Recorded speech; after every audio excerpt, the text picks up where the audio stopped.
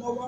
ó yá gbà dáadáa gbà dáadáa gbà dáadáa má sọ wípé bẹ́ẹ̀ ni mo gbà léṣì mo fẹ́ kó mọ̀ wípé ọdún tuntun nìyí kò tí ì sí 2019 kan tó yàtọ̀ sí 2019 tá a wà yìí kò dẹ̀ ní sí 2019 míì lẹ́yìn 2019 yìí tó bá tún ti happy new year míì ó ti bọ́ sí 2020 nìyẹn 2019 yìí lò ó dáadáa rìn dáadáa jẹ́ kí Ọlọ́run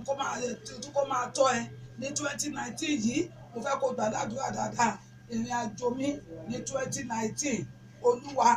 bá mi rìn Ọlọ́run bá mi rìn ẹ já tún padà sí Isaiah 36 yẹn tí a bá wò ó ẹ rí wípé Hezekiah kò grumble o ó rán àwọn èèyàn ó rán wọn lọ sí ọ̀dọ̀ wòlíì ẹ̀ ní 37 ẹ lọ sọ fún ó bá wa bí Ọlọ́run ṣé Sẹ̀nákérúbù ṣó máa borí Júdà ni ìyẹn wá ní kò tiẹ̀ ní débẹ̀ kò ní débẹ̀ níwà ìgbà tó ti ránṣẹ́ sí bẹ́ẹ̀ yẹn mo fẹ́ kó yí ẹ dáadáa òun ti lọ sílé àdúrà ó ti kọ́kọ́ rán àwọn èèyàn kan pé kó lọ sílé àdúrà òun náà ti mú aṣọ ọrùn tí ó ti fàya ó ti wọlé àdúrà lọ and what does that mean ó ń sọ fún Ọlọ́run wípé is in distress ọ̀rọ̀ àdọ̀ wọn náà ti ṣe bẹ́ẹ̀ nígbà náà àwọn onídàá ti fa aṣọ wáyà wọ́n ti bọ́ aṣọ lọ́rùn Jésù wọ́n ti fa aṣọ ya mọ́ lọ́rùn ká má bàa fa aṣọ wáyà we don't need to mourn we need to celebrate ohun tó ṣe yẹn mo fẹ́ kó wò dáadáa kò mọ̀mọ̀ ó wọlé Olúwa lọ this year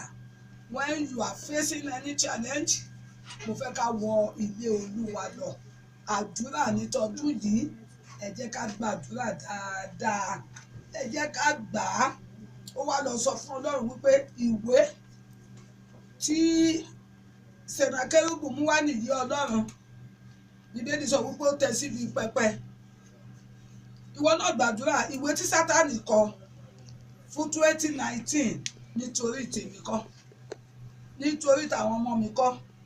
nítorí ti ọkọ mi kọ́ nítorí táyà mi kọ́ nítorí tíṣẹ́ mi kọ́ ìwé tí Sátánì kọ ìwé tí ó lòdì sí ìpinnu Ọlọ́run fún ayé mi tí Sátánì kọ Olúwa mo kọ̀ Ọlọ́run mo kọ̀ ìwé tí ó lòdì sí iṣẹ́ tí mò ń ṣe ìwé tí ó lòdì sí iṣẹ́ ìránṣẹ́ mi tí Sátánì kọ Olúwa mo kọ̀ mo fẹ́ kó jẹ́ àkọ́ dáadáa ìwé tí ó lòdì sí ayé wa mo fẹ́ kó jẹ́ àkọ́ o jẹ́ àkọ́ nítorí pé Ọlọ́run tá à ń sìn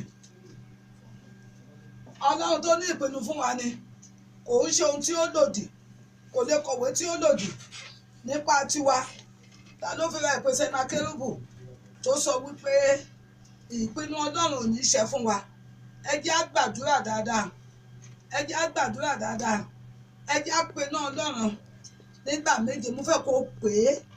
é tọkàntọkàn pé taratara bẹ́ẹ̀ ni pé ò tí ì pè rí iná Ọlọ́run ó yá wọnú mi iná Ọlọ́run wọ àgọ́ ara mi iná Ọlọ́run wọ ẹnu mi wọ ojú mi wọ etí mi wọ ẹsẹ̀ mi wọ apá mi iná Ọlọ́run ni tí ó mọ̀ pé iná Ọlọ́run ló wọnú ayé Peter tó sẹ́ Jésù lẹ́ẹ̀mẹ́ta Jésù wò ó Bíbélì ní Jésù wò báyìí Peter dẹ̀ bú sẹ́kún tó ló ti sọ fún pé ó sẹ́ mi lẹ́ẹ̀mẹ́ta iná Ọlọ́run yẹn ló wọnú ayé ẹ̀ tó tún mú kí Jésù sọ wípé Peter ìwọ ni àpáta náà ó sẹ́ mi ó sẹ́ mi ó ti gba iná Ọlọ́run lórí èlèmí ò kọ́ ìjọ mi lé iná Ọlọ́run nìyẹn mo fẹ́ kó gbà dáadáa tí iná Ọlọ́run bá wọnú ayé ìwọ náà wà á lè tẹ́ńdà gbogbo lẹ́tà tó lòdì táwọn tá ń kọ nípa ẹ kí ló dé ṣe máa mọ àwọn lẹ́tà wọ̀nyí kí jẹ́ pé bóyá wọ́n á post ẹ̀ sí ẹ wà á ti bẹ̀ sí rí handwriting on the wall wà á ti máa rí wípé nǹkan báyìí mà ti ṣe mí ní 2018 mi mà fẹ́ kó ṣe mí ní 2019 wà á ti wo àwọn ibi tó jẹ́ wípé bóyá ó ti kù díẹ̀ káàtó ní 2018 wà á ti wò wípé handwriting on the wall òun mà lè léyìí wà á wá lè fi gbàdúrà wípé àwọn ìwé tí ó lòdì nìyí yá gbà ẹlòmíì tó bá ti kù díẹ̀ kó jókè báyìí ibi tó jẹ́ wípé ilé ọkọ tán ti mọ̀ dáadáa o wọ́n ti rí pé ọkọ yẹn ti fẹ́ máa lówó díẹ̀ nǹkan ti fẹ́ máa dáa fún wọ́n yẹn máa kọ̀ǹpléènì nìyẹn kò kí wá dáadáa ẹni tó ti kíyàn wàá ti mọ̀ wípé ìwé tí ó lòdì nìyẹn ẹ jẹ́ á gbàdúrà dáadáa gbogbo ẹran ìlara gbogbo ẹran ìkórìíra ìwé tí ó lòdì ni béèyàn ò bá ti já sọnù kó fi iná jò ó máa ń pẹ́ kéèyàn tó mókè o ẹ jẹ́ á gbà dáadáa àlákàlà tí àlá tí wọn kì í kà kún yẹn tó bá ti bọ́ sí àlákàlà ìwé tí ó lòdì ni. God is not an author of evil ìwé tí ó lòdì ni jẹ́ á gbà dáadáa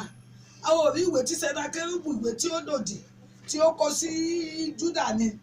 ó ní gbogbo nǹkan wọn kí wọ́n kó wá ẹ jẹ́ á gbàdúrà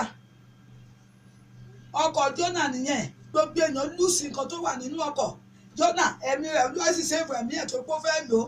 Ọlọ́run dẹ̀ ṣe máa ń ṣe nìyẹn gbogbo ẹrù àwọn ẹni ẹlẹ́ni tó fẹ́ lọ tà ẹlòmíì àgbà tiẹ̀ ní ajáfọ̀ ṣe sí o àájẹ kó san gbèsè Jónà ti kó sínú ọkọ̀ gbogbo ẹrù ti ré sínú omi yẹ àgbàdua ìwé tí ó lòdì nìwọ̀n yẹn mo ti kọ́kọ́ sọ fún ẹ pé Olúwa sọ fún mi pé a gbọ́dọ̀ bẹ̀bẹ̀ fún ìbùkún Olúwa ní ọdún yìí the blessings of God ó nítorí pé ó lọ́dún yìí náà òun jẹ́ wípé ó fẹ́ táìlì lọ bẹ́ẹ̀ yẹn náà kì í jẹ́ wípé fruitful lọ bẹ́ẹ̀ yẹn náà kì í jẹ́ pé ó fi bẹ́ẹ̀ dájú 2018 bẹ́ẹ̀ yẹn náà but fún àwọn ọmọ Ọlọ́run ó lọ́dún wa nìyí so you must be able to pray tí ọdún ìbá jẹ́ ọdún ẹ ó ní ask o it shall be given àfi tó o bá béèrè mo fẹ́ kó jẹ́ aládùúrà lọ́dún yìí jẹ́ ká lè béèrè Ọlọ́run á sì fi fún wa mo fẹ́ kó jẹ́ aládùúrà ní ọdún yìí mo fẹ́ kó lè gbàdúrà dáadáa ní ọdún yìí nítorí wípé Ọlọ́run ti sọ wípé tá a bá ti ké pe òun Olúwa ó lóhùn Olúwa ó dáhùn ẹ jẹ́ á gbà dáadáa ìwé tí ó lòdì sí ayé mi ìwé tí ó lòdì sí iṣẹ́ ìránṣẹ́ mi Olúwa bá mi finá jó ní gbogbo ọ̀nà